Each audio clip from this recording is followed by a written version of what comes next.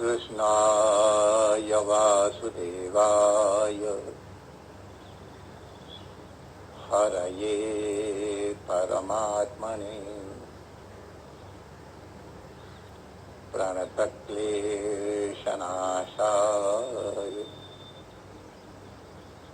श्रीगोविन्दाय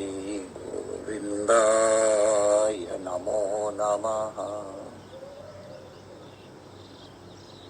ठाकुर हमरे रमण बिहारी, हम हैं रमण बिहारी के। साधु सेवा धर्म हमारा, कामन दुनियादारी से। कोई भला कहो चाहे बुरा कहो, हम हो चुके रमण बिहारी के। हम हो चुके यमुना मैया के। हम हो गए सद्गुरु प्यारे के। हम हो चुके रमण बिहारी के। श्री रमण बिहारी लाल की जय। पूज्य सद्गुरुदेव भगवान की जय। श्री यमुना मैया की जय। सर्व संत हरिभक्तन की जय। आज के आनंद की जय। जय जय श्री राधे।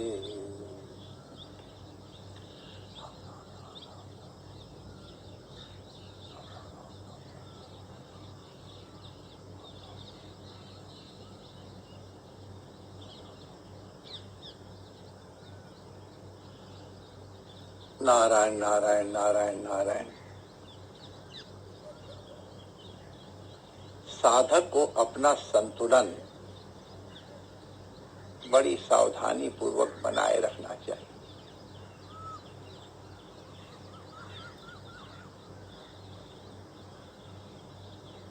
किसी भी प्रकार की प्रतिकूल परिस्थिति भी आए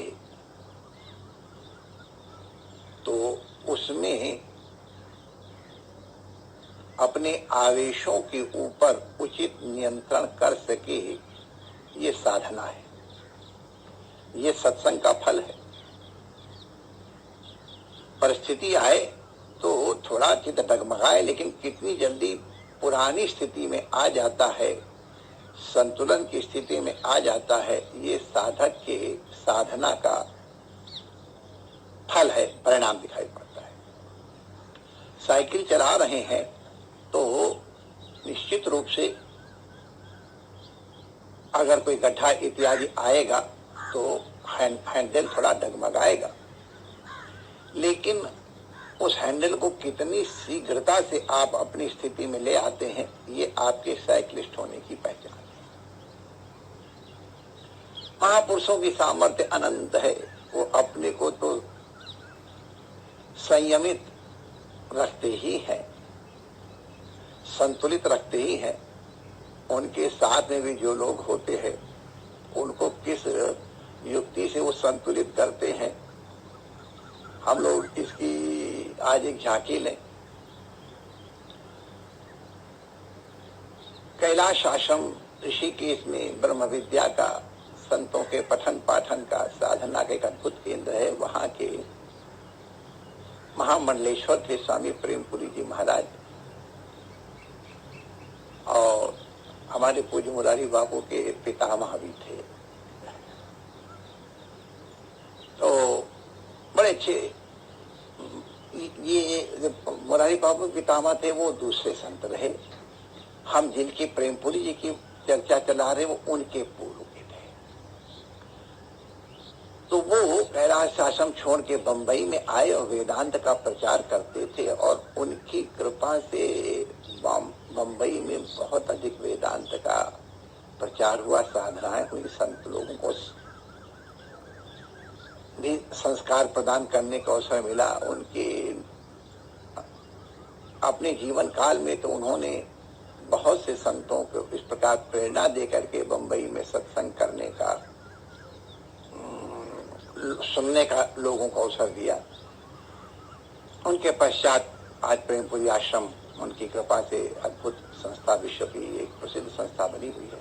घटना ये कि प्रेमपुरी जी महाराज स्वामी अखंडानंद जी महाराज के साथ कार में कहीं जा रहे थे। वर्षा ऋतु में बंबई की सड़कों में जलप्लावन हो जाना बड़ा स्वाभाविक है।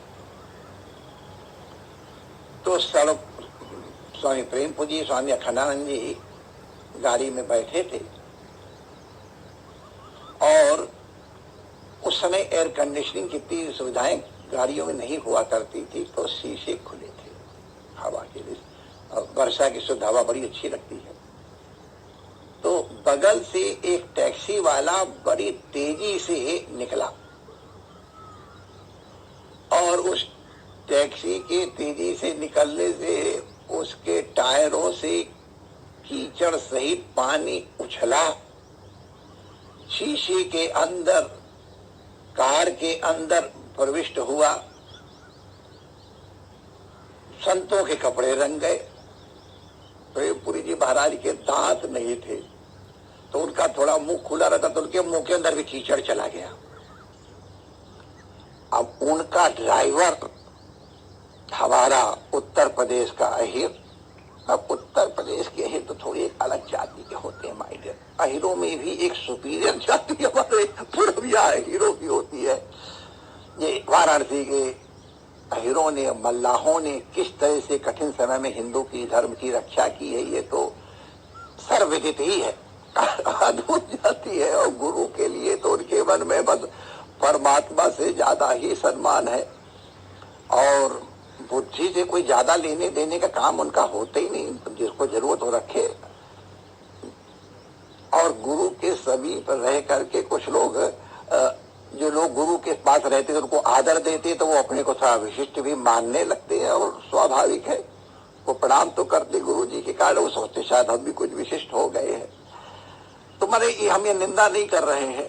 अब उस ड्राइवर की बात करें, उसको बड़ा क्रोध आया। हमारे महाराज जी के बचने कीचड़ में अभी देखता हूँ शायरे को सरवा कहाँ निकल के जाई हमसे, अभी बढ़ावा दे गाड़ी। तो स्वामी प्रेम पूज, अरे जाने दो, निकल जाने दो। अरे सरकार आपके ऊपर पानी कीचड़ छोड़ के चल गई है, अभी बताई था। अब ठेठ भाषा में आ गया। मुंबई में वो लोग अगर मुंबई में आगे भाषा बोलते तो भी बड़ी अच्छी बोलते हैं। तो अभी बताता हूँ, पकड़ता हूँ, उसकी बनाऊंगा चटनी। पूरा अहीर और दंड पहनने वाला। तो स्वामी जी कहा जाने दो, जाने दो। अरे महाराज आपका कीचड़ पड़ा है। अरे भैया कीचड़ क्या है, तो चरणामृत है। भगवान का चरणामृत लेते हम, संतों का चरणामृत। आज कार का चरणामृत मिल गया हमको। अरे सरकार चरणामृत। अरे भाई न जाने कितने सवेरे सवेरे तुम देखते हो कितने जैन साधक लोग नंगे पैर चल के आते हैं, कितने संत लोग, कितने वैष्णव लोग सब आते हैं। उनका चरणामृत मिल गया, संतों का चरणामृत मिल गया, और कार का चरणामृत मिल गया। वाह वाह वाह वाह, ये तो बड़ा भाग्य आज हमारा। हम कहाँ ले पाते, भगवान ने अपने आप दे दिया। और कपड़े देख, अरे वाह वाह वाह वाह, कपड़ों की था। ये तो आज वाराह भगवान का हमको दर्शन हो रहा है अपने शरीर में। और महाराज जी दांत तो थे, हंसते थे तो बड़ा बढ़िया, उनकी हंसी बड़ी मधुर लगती थी। वो हंसने लग गया, स्वामी जी भी हंसने लग गया, और ड्राइवर भी हंसने लग गया। और जैसे वातावरण एकदम हंसी मजाक का हो गया, आनंद में हो गया, ड्राइवर का क्रोध भी शांत हो गया। स्वामी जी तो प्रशांत थे ही, दोनों जने ही शांत थे। कहने का आशय क्या है, अब ये परिस्थिति तो हुई। अब देखो तो वो ड्राइवर पता नहीं किस कारण से जल्दी में जा रहा, तो उसको थोड़ा मालूम था कि हम पूज्य स्वामी जी के ऊपर कीचड़ डाल रहे हैं या उनके ऊपर पानी डाल रहे हैं। वो तो अपनी त्वरा में न जाने किस कारण से जा रहा होगा। लेकिन हमने अपना अपमान समझा, हमने अपना तिरस्कार समझा, हमारे ऊपर कीचड़ डाल गया, हम अभी उसको बताते हैं रास्ता। अब रास्ता बताए होते तो उसका कितना अच्छा परिणाम होता वो तो विचार कर सकते हो। लेकिन पूज्य महाराज जी ने जिस प्रकार से हंसी मजाक में ही और ऐसी गंभीर परिस्थिति को टाल दिया और सुखमय वातावरण बना दिया, ये उनकी महत्ता को प्रदर्शित करता है। प्रतिकूल परिस्थितियों में भी अपना बैलेंस बना रहे, अपनी वृत्तियों पर नियंत्रण बना रहे, यही साधक की पहचान है। अच्छा ड्राइवर वही है, चाहे कितनी भीड़ हो, लेकिन उसमें भी गाड़ी सुरक्षित निकाल ले जाए। दूसरी ड्राइवर की गलती है, उसके ऊपर आक्षेप न करके अपनी गाड़ी का, अपने स्टीयरिंग को इस तरह से संभाले कि दूसरे ड्राइवर की गलती को भी वो संभाल सके, अपने को बचा सके, दूसरे ड्राइवर को बचा सके। हमारे जीवन में इसी प्रकार की बहुत सी परिस्थितियां आती हैं। हम बहुत जल्दी अपना संयम खो बैठते हैं, असंयम आ जाता है। थोड़ा सा अगर विचार करें, एक क्षण के लिए भी, अगर हमारे एक महात्मा कहते जब क्रोध आए तो कहते 2 मिनट रुक जा, क्रोध मैं भी करता हूं, पर 2 मिनट का तुम समय दो, वो क्रोध अपने आप नष्ट हो जाएगा। तो साधक को अपनी चित्त वृत्तियों के संतुलन का बहुत सावधानी से ध्यान रखना चाहिए, क्योंकि असंतुलित चित्त वृत्ति में शांति भी नहीं होती है और भगवान भी वहां से दूर चले जाते हैं। भगवान को बहुत ताप नहीं पसंद है, भगवान को शीतल वातावरण पसंद है। अपने अंतःकरण को शीतल रखो और भगवान रमण बिहारी सद्गुरुदेव भगवान को अपने हृदय में विराजमान करो। पुनः कहता हूं, कीप योर बैलेंस। जय श्री कृष्ण।